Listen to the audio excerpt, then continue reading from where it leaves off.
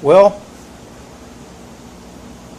the Harbor Freight plane has turned out to be such a sensation, and by that I mean it actually does function for $15.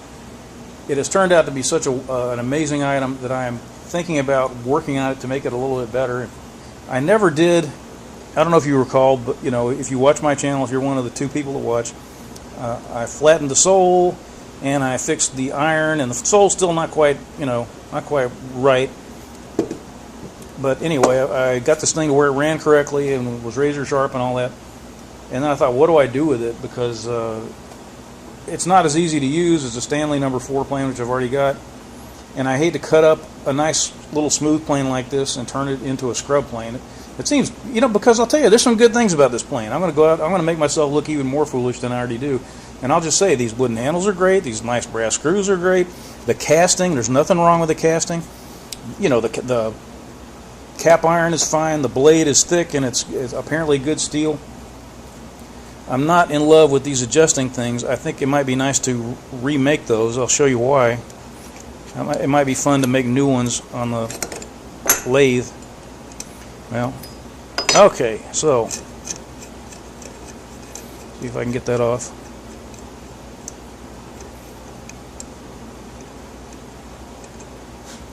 Okay, I hope you can see that. It looks like it's focusing. This thing, first of all, it's not very wide. And this bit here, this flangey kind of thing, it's supposed to go into that little area, that little cut, and move the move the blade up and down. The thing I don't like about that, it's rounded on the top. The top of the flange is rounded. On the bottom it's flat, so it pushes pushes down pretty nice on the blade. But when you try to pull up, it's not quite as good. I don't know. Now it's going to make me look stupid. But you have to be right in there, in order for it to make good contact. And if it's off or anything, it's going to push the blade this way, when you try to pull it up. That kind of irks me. And it seems like there's a lot of clearance in there. And these slots, I don't really understand why these little cuts are sort of light bulb shaped. I don't understand why they're not straight. I don't know if that's just Chinese people trying to get off of work early, or if there's some clever reason for that. I can't imagine why that would work better than a straight slot. So some things I've been thinking about doing. One is I'm thinking I might try putting the iron as well as the sole of the plane on the belt sander. I would not want to do that with an ordinary plane, but with a good plane, with an expensive plane. I'd be afraid I'd tear it up. But I don't know, $15, what are you losing? So I'm thinking about seeing if I can get the remainder of this depression out, and I'd like to fix this thing up so it's truly, completely flat and free of scratches. I don't think it'll ever cause a problem with the level of scratching that I've got in there now, but who cares? I got the tools, I might as well use them.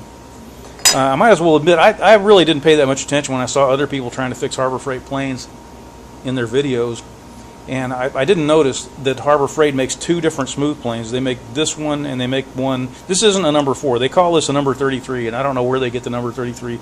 Maybe that's a standard plane thing, and other companies use that. And I was saying someplace else, maybe it's just a lucky number in China. But they have this, and then they have a number 4. And other people have tried to get the number 4 to work, and they've complained a lot about it, and they said the iron is no good. And I was thinking these people were crazy because this iron was okay. And also I was saying, well, if your iron's not good, you should be able to temper it. You should be able to harden it and temper it yourself like a man instead of just complaining about it. But maybe I'm completely wrong about that. So I'm thinking maybe I should get a number 4. You can see the difference between a number 4 and whatever this thing is, a number 33. But for now, I'm going to fool around on the belt sander. I should call it the belt grinder. I have a belt sander, but I'm going to be using a grinder. And the difference between a grinder and a sander is that a grinder has a bigger motor. That's really about it. The grinder goes faster, and you can use it to cut metal, not just to polish things and tickle them. A belt grinder, you've seen it if you've looked at my other videos or other people's videos, which are much better than mine. You'll know what I'm talking about. So we'll see what happens. This is the belt grinder. I don't even know if I can do this. I don't have anything to hold this in. Maybe I should make some kind of a fixture.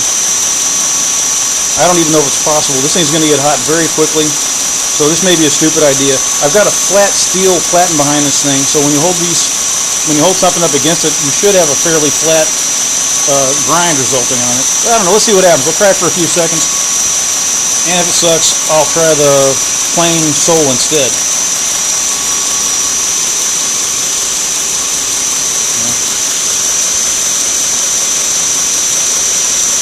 Adjust it a little bit.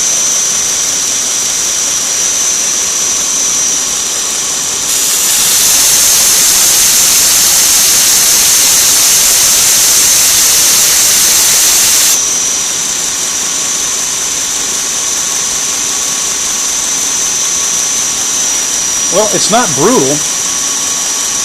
This is a 60 grit belt that's got a lot of wear on it, so it's not very bad. I mean, it's not aggressive.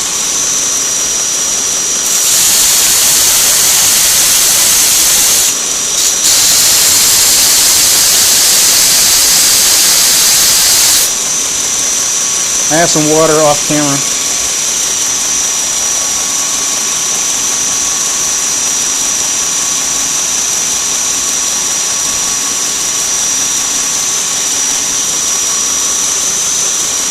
I'm only doing the front of this side of the blade, because none of this back here will ever be sharpened.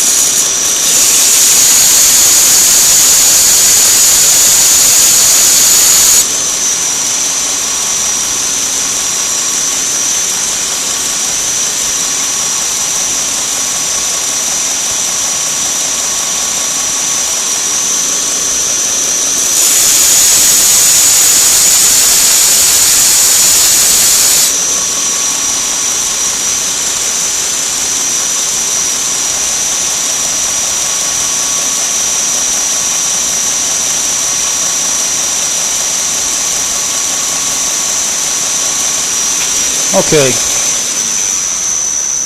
I don't know if this is a brilliant idea. When you push something against this platen, you're always going to have a little bit of a problem with the edges of whatever it is. You know, this thing is going to bunch up a little bit before it contacts this edge, so you're going to end up with a little bit of a rounded edge here, and I don't want to have too much of that, because it could get over into the cutting area of the blade, and then you're going to have a weird blade. But other than that, it looks good. It looks like I reduced the scratches a lot. Grab a paper towel so I can wipe off the water. So, I don't know if this thing's hard to get it to focus sometimes. This is what happens when you use great technology, my 30-year-old cell phone. Well, anyway, it's much, much better.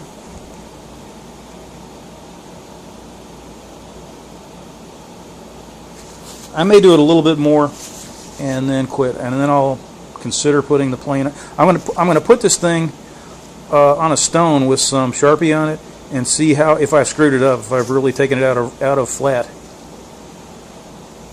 Well, I lied to you. I gave it a little bit more work on the grinder, And you can't see it probably, but if you could see it, you would see that up here, the closest scratches to the cutting edge are now at least 1/8 of an inch away. And this is not perfect now, but I would have to sharpen it back 1/8 of an inch to get to those scratches. And how likely is that to happen? You know, that'll take a very, very long time.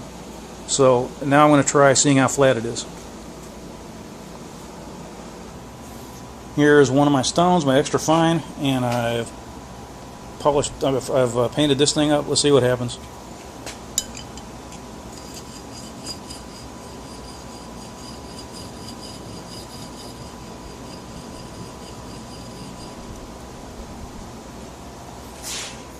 Okay, you can see, I'll wipe it off.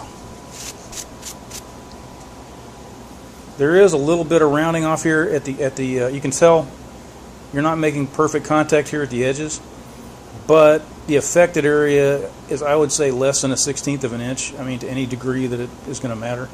So I feel like it was a success. I don't know, maybe I'm wrong.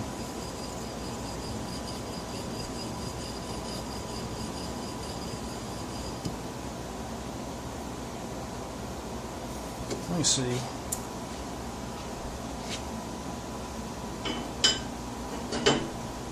I was using some wood shavings to prop up. The feet fall off of these things all the time.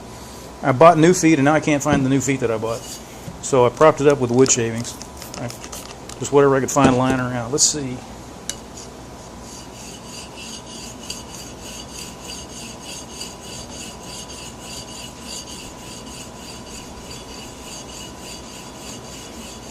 I'm trying not to allow very much of this iron to contact the stone. I don't want to push it, way up here and then end up grinding the whole thing. I just want to grind the part that matters, so it cuts as quick as possible. So the stone cuts as quick as possible.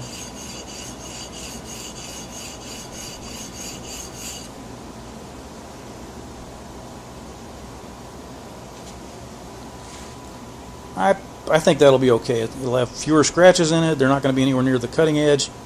I'm happy. So I'll sharpen it, which I'm not going to show you because it's a drag. And then I'll be done with this, unless I decide to work on these notches later. This is what I ended up with. And I'm pretty happy with it. I'm afraid to touch it. I really would not recommend using the belt grinder the way that I did to clean up an expensive iron. You can see there's some little bits out here that are a little dubious where there's still some blue. However, I wish I could get this thing to focus. Hello, there's my hand. Focus. However, I think it'll be alright. It's only a tiny bit at the edge. So, let's see what happens. I'm going to put the plane on the belt grinder. I'm thinking about this. I'm wondering if I should do this. The problem is that this plane body is slightly wider than this belt. So what if I get ruts, What if I get a crummy job? I mean, it would be better if this was like a 4-inch belt. This thing is a little over 2 inches wide. But then I thought, Harbor Freight. So let's see what happens.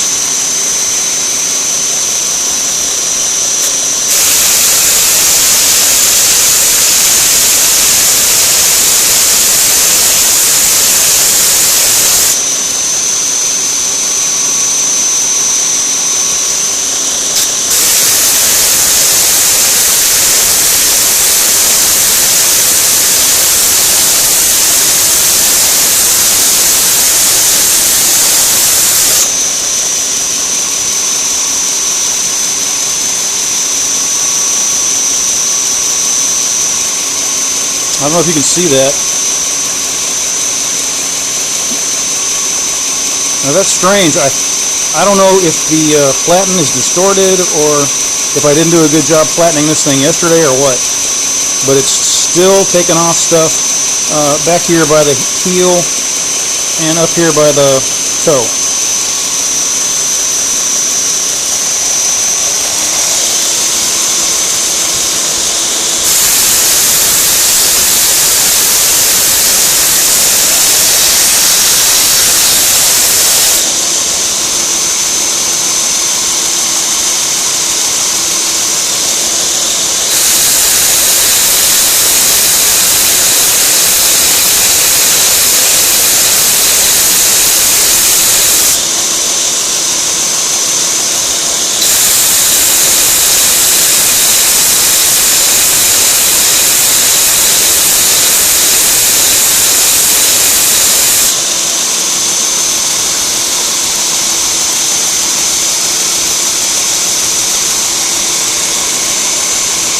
The platen is also a little shorter than the plane, so I have to turn the plane around and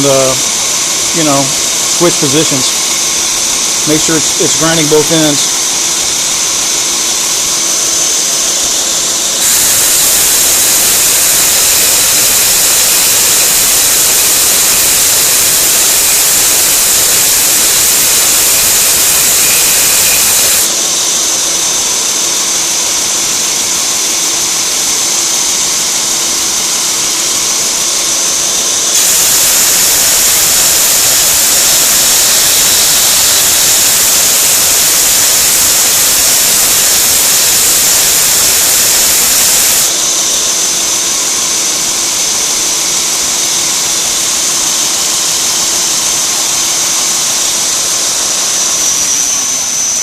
I'll tell you what, I don't think this is a great idea. I think I'm having a problem where the ends of the plane come off the platen, and there are places where the platen is trying to dig at the ends of the plane. I mean, it's hard to explain, but the pulleys on the grinder, I think, are a little bit out past the platen this way, and that's going to cause the plane to be ground off at the toe and at the heel more than any place else. So I'm going to go back to the sandpaper and see what happens. Okay, I took it back to the sandpaper and gave it a couple, 300 or 400 strokes. And the funny thing is, I mean, it's better and better and better all the time. But the funny thing is, this area around the mouth never seems to get much better. So they must have put like a, I don't know, 5/1000 deep bevel here. But better than it was. I might put it on the milling machine. I might put it on the milling machine with a face mill and take off 5 or 6 thousandths and see what happens. There's plenty of meat on this thing, I believe, so I can get away with that. I'll have to take a look and see. Well, I put it back together. It's razor sharp. Bottom's a little bit improved. And I'll show you some more of my bad planing technique. I got this thing adjusted to where there is barely any space between it and the the mouth, between the iron and the mouth. Okay, that's chip. I mean, I keep saying chip because I'm a machinist, but that's a shaving.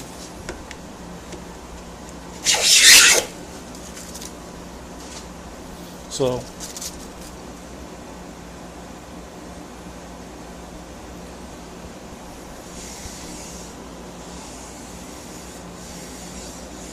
I may turn this around. I wonder about this grain.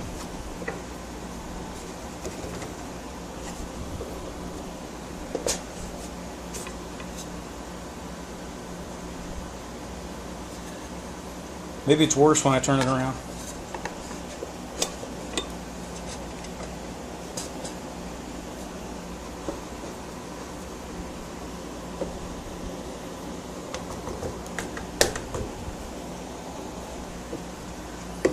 Pray for me. I think it is worse.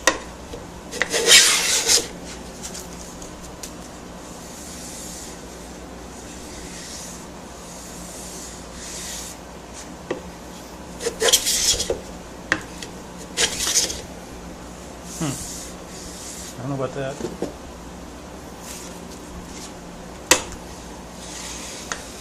Well, this one's not even in the wood.